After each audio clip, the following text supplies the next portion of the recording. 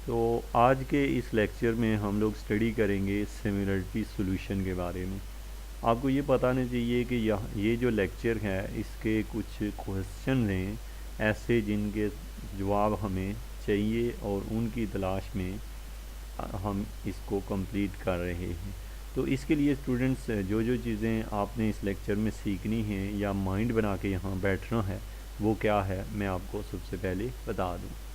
सबसे पहली बात ये कि स्टूडेंट्स, चूँकि सिमिलरिटी सॉल्यूशन के ऊपर आपको उर्दू या हिंदी में कोई लेक्चर नहीं मिलेगा, तो ये लेक्चर जो है आपको इससे एक तो गाइडेंस मिलेगी और दूसरे नंबर पे आपको पीडी जो है, जो पार्शियल डिफरेंशियल इक्वेशन है, उसको किस तरीके से हम लोग ओडीई बनाते हैं, ऑर्डिनरी डिफरेंशियल इक्वेशन में चेंज करते हैं, ये इस मेथड का मकसद होता है इसको सीखने का।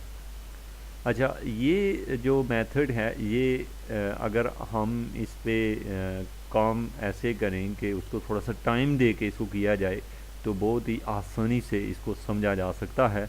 और अगर आप वीडियो को मोस्ट फास्ट वे से देखना चाहते हैं या फिर आप ये चाहते हैं कि कुछ मिनट और सेकंड में ये चीज़ें आपको आ जाएं, तो it is difficult for you. तो इसके लिए स्टूडेंट्स आप थोड़ी ज़्यादा तवज्जो के साथ और पूरे प्रिपेयर होकर माइंड बना के बैठें तो ज़रूर आपको मेरे इस लेक्चर से आप लोग बहुत फ़ायदा उठाएंगे। इवन के आपको रिसर्च में और हायर जो मैथमेटिक्स है उसके अंदर ये लेक्चर अवेलेबल नहीं होते, क्योंकि जो रिसर्चर्स हैं वो ये चीज़ें जानने के बावजूद भी इनको आपस में शेयर नहीं करते, क्योंकि ताकि वो ये समझते हैं कि इस फील्ड के अंदर वो खुद ही कुछ कर सकें, जिसकी वजह से उनका काफ़ी लॉस होता है। वो विद इन टाइम अपने रिसर्च डिग्री कंप्लीट नहीं कर पाते और ये इशू रहता है। तो स्टूडेंट्स, आप जो भी चीज़ सीखें दूसरों को भी सिखाएं। इससे ये है कि एक तो आपका नॉलेज बढ़ता है और एक से दूसरों को फ़ायदा पहुंचता है। Okay students, I hope so कि आप दूसरों को भी इससे ज़रूर फ़ायदा पहुंचाएंगे। अब हम स्टार्ट लेते हैं कि सिमिलरिटी सॉल्यूशन। आपका सवाल ये है पहला कि सिमिलरिटी सॉल्यूशन क्यों बढ़ते हैं। तो अब आंसर है इसका, similarity solution to PD are the solution which depend on certain groupings of the independent variable rather than on each variable separately. I will show the method by couple of example on linear the other non-linear। यहाँ पे बात होगी student, सबसे पहली बात ये कि ये जो पीडी होती है, पीडी के अंदर आपको पता है जो वेरिएबल्स होते हैं वो आपको पता है इंडिपेंडेंट और डिपेंडेंट वेरिएबल की तादाद एक से ज़्यादा होती है। तो फिर ये होता है कि हमारे लिए हमें उसको देखना, उसकी निस्बत एडी को सॉल्व करना ज़्यादा आसान होता है और उसके ज़्यादा मेथड अवेलेबल भी होते हैं। तो हम सिमिलरिटी सॉल्यूशन का यूज़ करते हैं ताकि पीडी से ओडी बने और हम लोग उस ओडी को उसके रिज़ल्ट निकाल सकें। अब स्टूडेंट यहाँ पे बात करेंगे, हम लोग कुछ एग्जांपल्स लेंगे जो कि लीनियर इक्वेशंस होंगी, लीनियर पार्शियल डिफरेंशियल इक्वेशन होंगी और कुछ नॉन लीनियर होंगी। अच्छा, ये याद रखें कि आप लोग सिर्फ और सिर्फ सबसे पहली बात ये, अगर आप इस पॉइंट के लिहाज से रिसर्च पे हैं कि आपकी हाईली नॉन लीनियर इक्वेशन है और आप चाहते हैं कि उसको सिमिलरिटी ट्रांसफॉर्मेशन से सॉल्व करें, तो उसके लिए ज़रूरी है कि आप लीनियर सीखें। तो इसलिए आप ये तवज्जो से देखें ताकि आपकी जो हमारी नेक्स्ट एग्जांपल और नेक्स्ट लेक्चर्स जो हैं आप उनको टाइम दे सकें। दूसरी बात स्टूडेंट, ये आपके 5-7 मिनट, ये आपका थोड़ा सा वक्त, ये आपकी पूरी एक लाइफ बना सकता है इस पॉइंट ऑफ व्यू से जो कि आप इस लेक्चर को देख रहे हैं। अच्छा स्टूडेंट्स, यहाँ पे बात करता हूँ मैं, the heat equation is in one dimension is, ये हमारे पास हीट इक्वेशन है।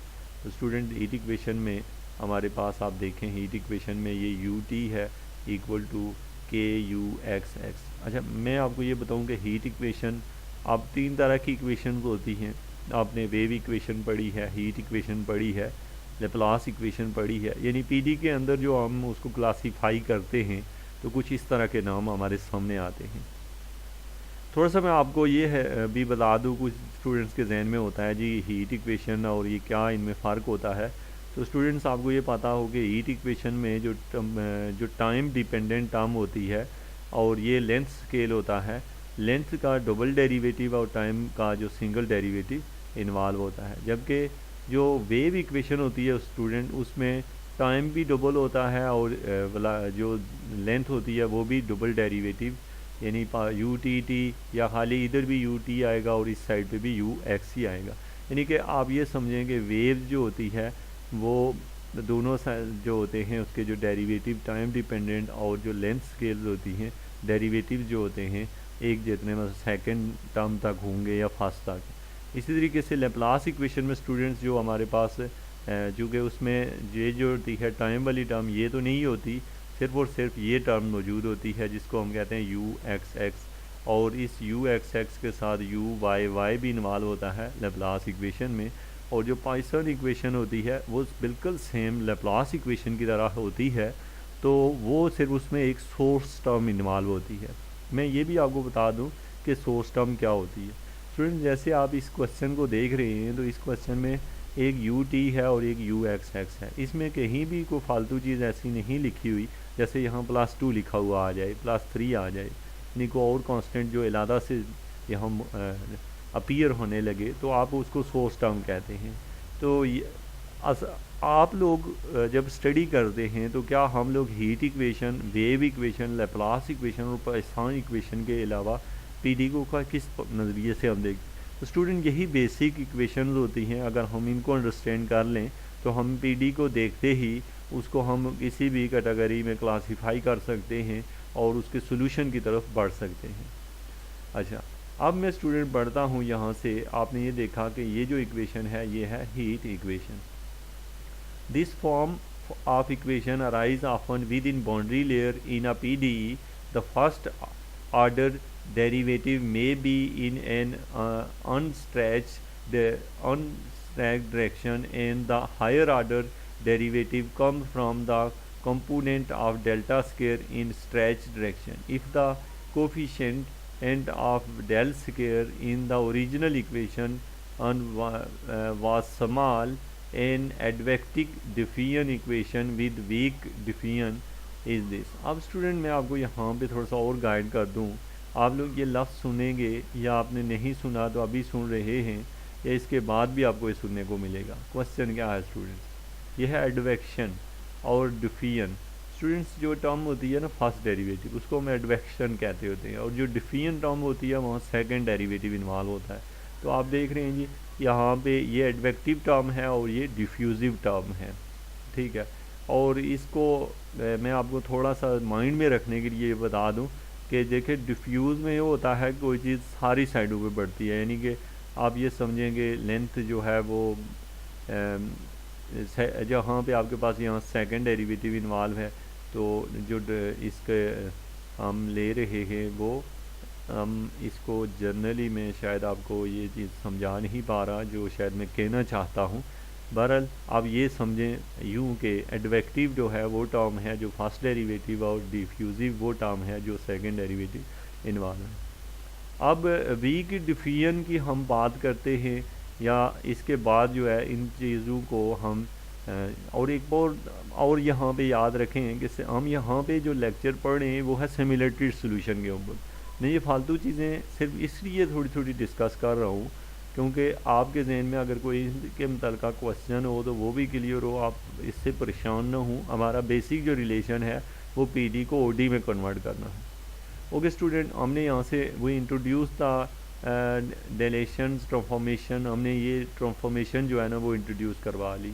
अब ट्रांसफॉर्मेशन में देखें तो हमने z रख लिया epsilon power a into x, ठीक हो गया, और s जो है वो हमने रख लिया epsilon power b into T, और जो v है वो epsilon power c into you. ये हुआ स्टूडेंट हमारे पास ये क्या चीज़ आ गई है हमारे पास, ये हमने डिलेशन ट्रांसफॉर्मेशन जो है इसको इंट्रोड्यूस करवाया है। ये हम आगे भी 2-3 जब एग्जाम्पलें देखेंगे तो आपको इस टर्म की समझ आएगी कि ये हमने कैसे इंट्रोड्यूस कर, मतलब ये तो हमने जस्ट कांस्टेंट लिए हैं और बाद में हम इनकी वैल्यू कैलकुलेट करेंगे और फिर हमें किस तरीके से इसको हम ओडी में कन्वर्ट करेंगे। यानी कि आप लोग इसको बढ़ेंगे आगे बढ़ेंगे तो एट द एंड जाके आपको प्रीवियस स्टेप को मैं रिवाइज़ करूँगा तो तब आपको इसकी समझ आएगी। अंडर विच पार्शियल टी, ये जो पार्शियल टी लिखा होता है स्टूडेंट ये बेसिकली हमारे पास पार्शियल ओवर पार्शियल टी को कहते हैं, यानी कि डेरिवेटिव में पार्शियल ओवर पार्शियल टी लिखा हो ना तो उसको हम यूँ लिखते हैं equal to epsilon power B into partial S लिखा हुआ है एंड सो ऑन। एंड यहाँ पे है the P D E become, अब ये पी डी हमारी ये बनी है। अब इसको थोड़ा सा स्टूडेंट अंडरस्टैंड करें कि हमने ये क्या किया। हमने ये किया है स्टूडेंट, सिर्फ और सिर्फ हमने यहाँ से एप्सिलॉन पावर बी, आप देख रहे हैं ये लिखे हुआ है एप्सिलॉन पावर बी, और इसके साथ टर्म है जी एस। तो हमने लिखा पार्शियल और partial T equal to epsilon power B, ये देखिए एप्सिलॉन पावर बी, और फिर उसके बाद पार्शियल ओवर पार्शियल लिखा है एस। तो ये हमने ये टर्म कहाँ से लाई है स्टूडेंट, ये हमने ये टर्म जो लिखी है, इस टर्म का बेसिक पर्पस, इस टर्म को समझ लें कि हमने इसके ऊपर ये रूल अप्लाई किया। क्या अप्लाई किया, partial over partial T apply किया। अब यहाँ पे and so on and P D become, अब हमारी पी डी जो है वो बनी है epsilon power B minus C V S equal to K epsilon power 2a minus C V G. अब देख रहे हैं यहाँ पे हमारे पास है ये v है, इसको हमने जी ये लिखा। अब हमारे पास इस टर्म को जी